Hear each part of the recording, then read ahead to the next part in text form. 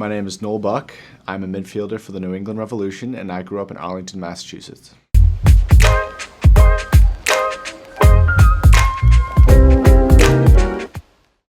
My dad is a massive football, soccer fan. You know, he grew up in England, you know, and over there is very much the culture. So, and he brought that and instilled it in me and my brother, especially.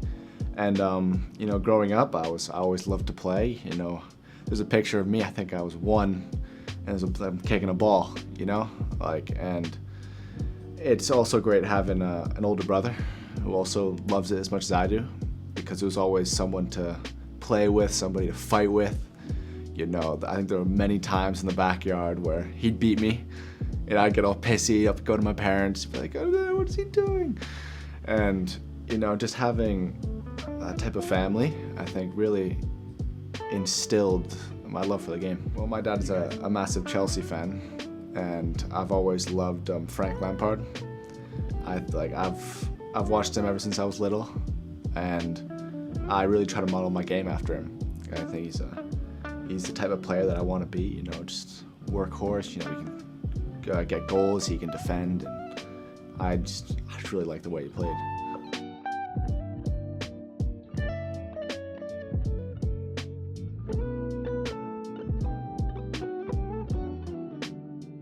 The way I got my first club team was my older brother was playing, and I must have been like 4, and there was an age group for me, and I was sitting there watching my brother with my dad, and they asked me if I wanted to play with kids who were 1 year older than me. So after that, I played a year up for that club all throughout my career until the Revs. And along with that, I also played my town soccer. You know, it's a club in town were a little different, so I was playing on 2 teams at the same time. And you know, sometimes I go on the weekend where the games were, I'd have to go to one game and then leave right away and then get to another game so I could play both games. I got kicked a lot. You know, I'm pretty big now, but I wasn't always this big. I got kicked a lot. There was one, I remember playing futsal with one of my brother's teams. So I was 2 years older, and I remember playing, and I was just like, my dad was the coach actually. And I got kicked so much that he just took me out of the game and didn't put me back in.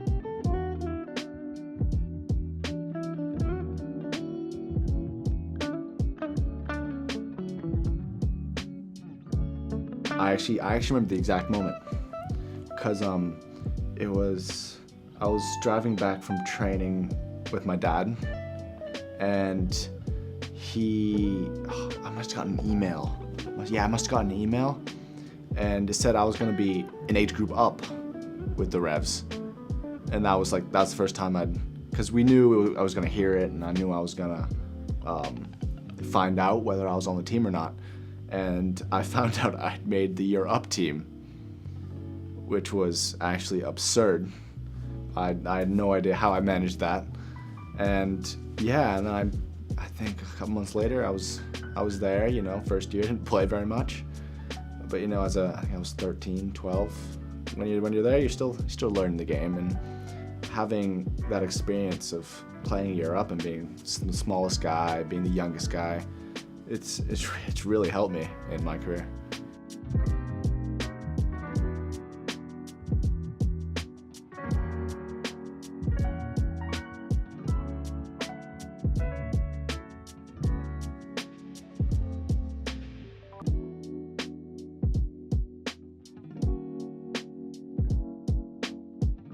I always wanted to be, a professional soccer player, but it wasn't, you know, my parents did a really good job of being realistic as well as optimistic, you know. I always had a plan B, you know, I would have gone to college and I was all right with that, you know, and it's really funny because I remember I must have been it might have been that year, 15, turning 16, beginning of that year, and that I signed for Revs II. It was beginning of that year. I remember telling my friends, like, oh, I don't know. Because they always wondering, you know, are you going to go, are you going to sign, are you going to be professional? And I remember going like, oh, I'm not sure, you know, it's getting a bit late. Which is a ridiculous thing to think about, you know, but I was 15, you know, I didn't really know any better. But I mean, as soon as I started playing for the second team, I was like, ooh, maybe I'm all right. Maybe I could do this. And it's just gone from there. And it's still surreal every day being around this environment and all these great players.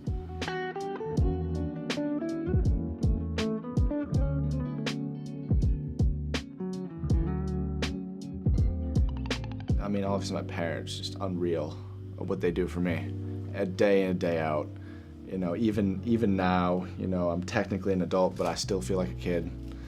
Like, I'll go home and I'll be angry, and they'll treat me with patience and understanding, and that's just it's just something you can't pay money for. It's just that support, and that's really helped me. And I'd say one of the biggest inspirations has been my brother. Ever since I was growing up and doing anything, I've always tried to be a bit like him. Remember I was younger, he tucked his shirt into the back.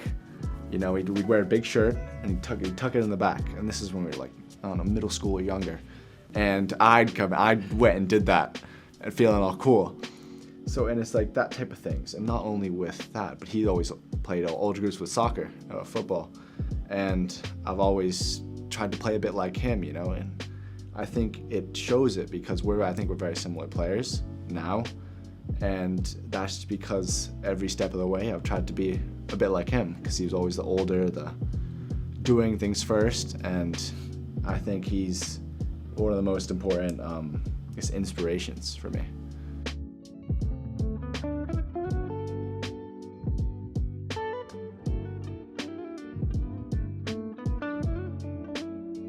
It's so cool. I'm still not used to it, and it's been happening for like a year now, I think. I just get people coming up to me and like, oh, I know who you are, and every time it's still so like, no way, like, you know me? And it's such a cool feeling being able to, I guess, inspire people. I think it's something all of us want to do, and being able to actually have that opportunity to be that guy that people look up to it's really cool. It's a really great feeling, and I really want to be a good example, and I really try to be off the field and on the field, and hopefully I can keep doing that.